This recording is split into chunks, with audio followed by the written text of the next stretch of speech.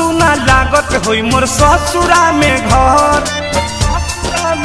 ए भौजी सुनो तारू चढ़ते फागुन भौजी हो बोला लिहरू नैहर। सुना सुना लागत होई मोर ससुरा में घर, मोर ससुरा में घर। पढ़ी साली होली खेलनी रह के उनके संग, पढ़ी साली होली खेलनी रह के उनके संग। अशोक के करा के डली है ये भौजी भातार हमर फगुआ में रंग। अशोक के करा के डली है ये भौजी भातार हमर फगुआ में रंग।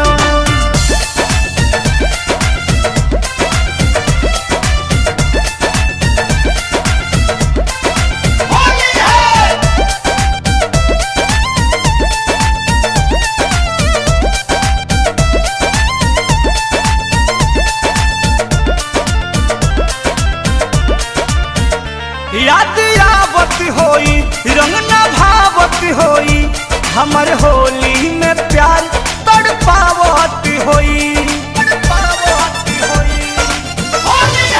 हाँ याद आवत होई रंग न भावत होई हमारी होली में प्यार तड़पावत होई। होई है उदास लूटल खुशियाँ उमंग, होई है उदास लूटल खुशियाँ उमंग। अशोक के करा से खेली है ये भौजी भातार हमर फगुआ में रंग। अशोक के करा से खेली है ये भौजी भातार हमर फगुआ में रंग।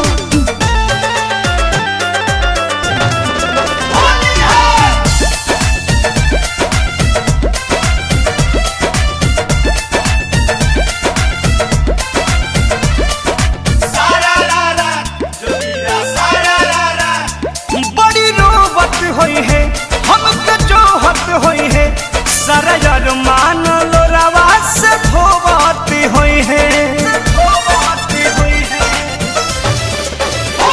बड़ी रोबत होई है हमके जोहत होई है सारा यार मान लो रवा से धोबाती होई है।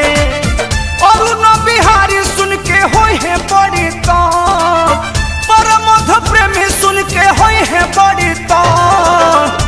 अशोक के करा के डली है ये भौजी भातार हमर फगुआ में रंग। अशोक के करा से खेली है ये भौजी अपू हमर फगुआ में रंग। चढ़ते फागुन भौजी हो बोला लिहरू नैहर।